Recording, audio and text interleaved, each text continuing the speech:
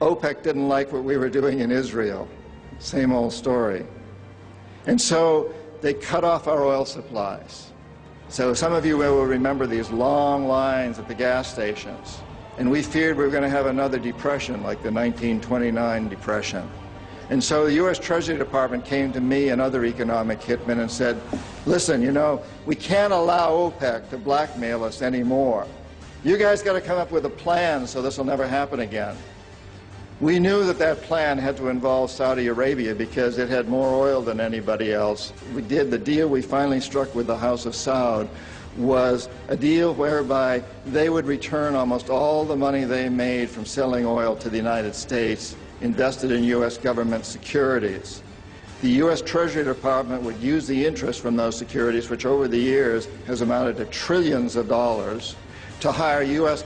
companies to westernize Saudi Arabia, build petrochemical complexes, desalinization plants, whole cities out of the desert, McDonald's and all the other things that go along with our Western culture. The House of Saud would also agree to keep the price of oil within limits acceptable to the oil companies, possibly not acceptable to you and me, but acceptable to the oil companies. And this is very, very important. They agree that they would never, ever sell oil for anything other than U.S. dollars. It was an amazing deal, the deal of the century. It was history-making, incredibly powerful deal that we struck with Saudi Arabia. The corporatocracy looked at this as an incredible success. I had done my job. We economic hitmen did a great job with that one. So we decided that Saddam Hussein ought to accept something very similar. Now, probably a lot of you know that Saddam has been our boy for a very, very long time. You may remember Abdul Karim Qasim, who was president of Iraq in the early 60s. Qasim came up with a unique concept. He said, Iraqi oil ought to go to benefit the Iraqi people. How novel is that?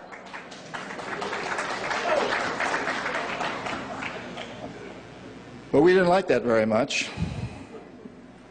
He began to tax the oil companies, particularly the British and some American companies, and threatened to nationalize our oil companies. And so we decided that Qasim had to go. The CIA sent an assassination team. It was headed by a man who was still going through high school, an Iraqi citizen who was still going through high school. They riddled Qasim's car with bullets on the streets of Baghdad and missed him. The head of this assassination team was wounded and fled to Syria. His name was Saddam Hussein. He was a CIA agent in those days, an assassin for us. He failed. He was our boy. He was our man.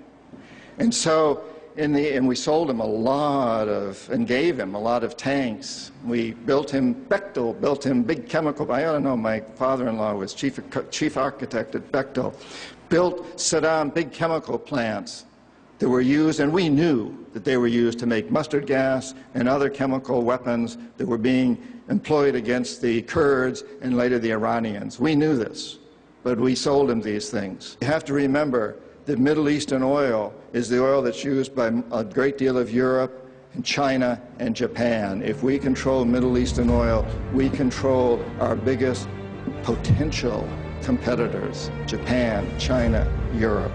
So it's very important that we do.